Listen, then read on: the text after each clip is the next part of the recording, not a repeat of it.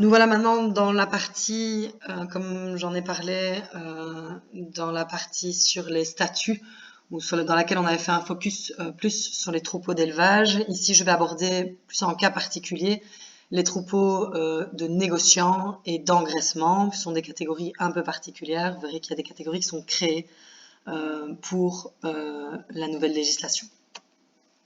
Pour rappel, dans les statuts belges, donc bien 3 groupes, indemnes, assainis, infectés, dans lesquels à chaque fois nous allons retrouver des catégories qui comprennent les négociants et les engraisseurs, donc autant en indemne, donc l'I4C pour les négociants, indemne négociant, I4E indemne engraissement, les assainis en I3C négociant, I3E engraissement et les infectés de nouveau en négociant et en engraissement. Alors, ce qu'on appelait les étables, les troupeaux de négociants, donc avant l'animal health law, la législation européenne, donc, et avant, on a une législation qui était basée sur la législation d'identification et d'enregistrement belge, donc il y a des étapes de négociants, qui sont des lieux d'hébergement temporaire de bovins qui sont en transit, soit entre 2 troupeaux, soit entre un troupeau et un centre de rassemblement, soit entre 2 centres de rassemblement. Dans ces troupeaux-là, ces étables-là, n'étaient pas considérés comme des troupeaux, il n'y avait pas de tuberculination, pas de test à l'achat, pas de réédition du passeport, puisque le bovin restait en tout cas lié au troupeau précédent avant d'être amené dans le troupeau suivant. C'est très spécifique chez les Belges. Dans l'animal health law, donc la législation européenne, on a 2 seuls types de points de chute entre guillemets possibles, qui sont les centres de rassemblement, dans lesquels normalement présence de maximum 24 heures, et les troupeaux. Et donc, il a fallu créer un nouveau type de troupeau pour les négociants, pour pouvoir faire rentrer ces troupeaux-là dans la législation européenne. Alors, les critères de base qui sont définis dans la législation au niveau de l'identification et de l'enregistrement, il y aura un numéro spécial dans Sanitel qui terminera par 0191. Ce sont des troupeaux dans lesquels il ne peut pas y avoir de naissance et les bovins devront être sortis, donc ils ne pourront rester que maximum 30 jours dans le cheptel. Conséquence à ça, le responsable en fait sanitaire du bovin dans Sanitel en tant que tel va devenir le négociant. Ce qui veut dire qu'il n'y aura plus cette possibilité de passer un bovin d'un troupeau à un autre en passant par ces étables de négociants sans changer la carte. Le bovin va bien, au niveau Sanitel, appartenir aux négociants. Réédition des passeports, non, pas en format papier, mais virtuellement, oui, puisque avec la dématérialisation des passeports, en pratique, c'est prévu pour juillet 2021, il n'y aura plus de réimpression de ces passeports, mais le négociant sera bien responsable au niveau sanitaire. Les statuts sanitaires et les modalités d'introduction vont être définis évidemment dans chaque législation sanitaire, en fonction évidemment d'un arrêté royal IBR et ou de l'animal health law.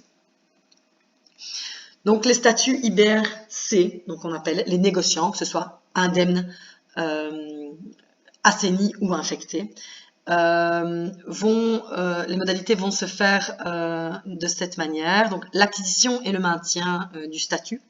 Il n'y aura pas de prise de sang, évidemment, et pas de vaccination dans ces troupeaux-là. Le statut sera calculé en fait sur base du statut des bovins qui seront introduits et ou présents dans le cheptel. Attention, le statut de chaque bovin introduit est recalculé sur base de 3 éléments, à chaque fois que le bovin bouge. Sur base du troupeau d'origine, sur base du fait qu'il n'y ait pas de contact pendant le transport avec des bovins de statut inférieur.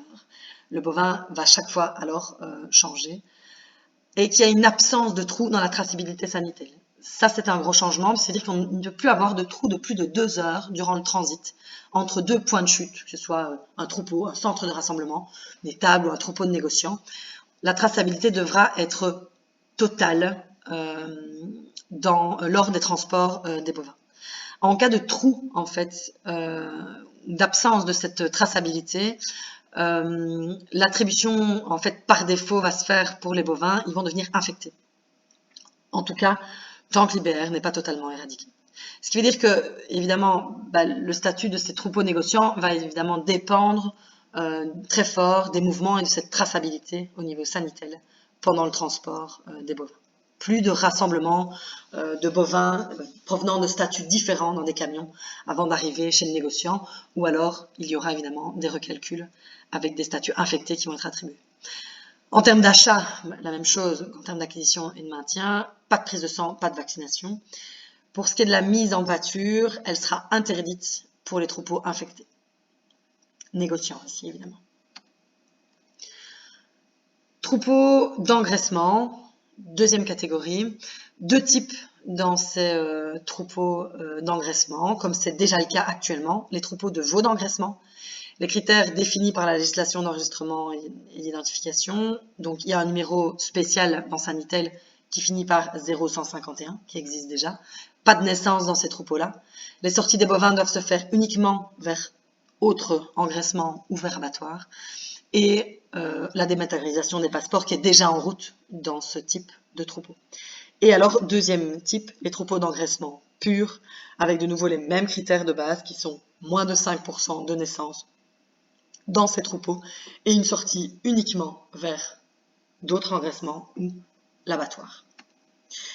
Pour ce statut IBER qu'on appelle E, qu'il soit en indemne, en assaini ou en infecté, donc engraissement, l'acquisition et le maintien va se faire de manière quasiment identique aux troupeaux de négociants. Pas de prise de sang à l'entrée. Petit changement par rapport aux négociants, c'est qu'ici la vaccination va être obligatoire dans les I2E, les infectés engraisseurs. Elle sera possible dans les I3E, les I3 engraisseurs, les assainis, en tout cas jusqu'en 2024, et elle sera évidemment interdite dans les troupeaux I4 engraisseurs. Le statut identique aux négociants, il va être calculé sur base des bovins introduits au présent, de nouveau recalculé sur base du troupeau d'origine, des contacts qu'il aura pu avoir pendant le transport, et sur la surveillance, en tout cas le principe de traçabilité totale durant le transport.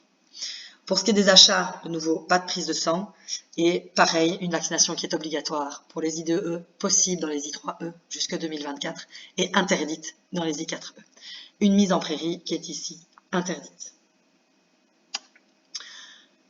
Dernière petite partie, suite à ces cas particuliers, un focus sur les mouvements, pour reprendre ici un peu les différents mouvements possibles. Alors, comme je disais,